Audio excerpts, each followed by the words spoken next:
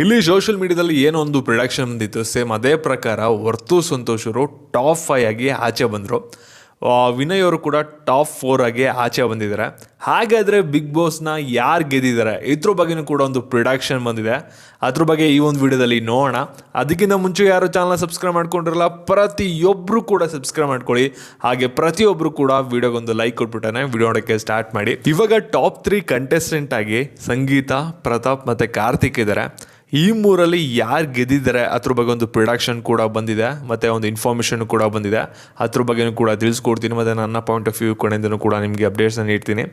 ಇಲ್ಲಿ ನಾವು ಇನ್ಸ್ಟಾಗ್ರಾಮಲ್ಲಿ ಅವ್ರು ಪ್ರತಿಯೊಂದು ಕೂಡ ಪ್ರೋಮೋನ ಹಾಕ್ತಾ ಬರ್ತಾ ಇದ್ದಾರೆ. ಪ್ರತಿಯೊಂದು ಪ್ರೋಮೋದಲ್ಲೂ ಕೂಡ ಕಮೆಂಟ್ನ ಅಬ್ಸರ್ವ್ ಮಾಡ್ಬೋದು.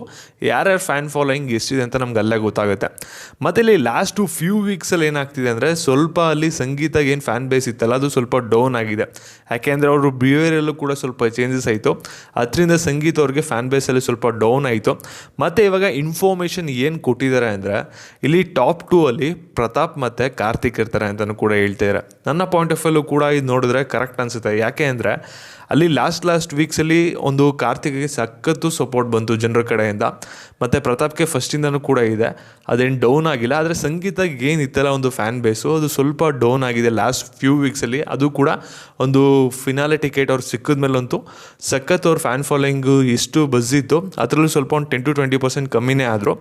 ಅದರಿಂದ ಇವಾಗ ಪ್ರೊಡಕ್ಷನ್ ಬಂದಿರೋದು ಪ್ರತಾಪ್ ಮತ್ತು ಕಾರ್ತಿಕ್ ಅವರು ಟಾಪ್ 2 ಅಲ್ಲಿ ಇರ್ತಾರೆ ಅಂತ. ಮತ್ತು ಇದರಲ್ಲಿ ಇನ್ನೊಂದು ಪ್ರೊಡಕ್ಷನ್ ಅವ್ರು ಬರ್ತಾ ಇರೋದೇನೆಂದರೆ, ಇವಾಗ ಬಿಗ್ ಬಾಸ್ ಸೀಸನ್ 10 ಯಾರು ಗೆದ್ದಿದ್ದಾರೆ ಇದ್ರ ಬಗ್ಗೆ ನಿಮಗೆ ಪ್ರಶ್ನೆ ಇದ್ದೇ ಇರುತ್ತೆ, ಯಾರು ಗೆದ್ರು ಅಂತ.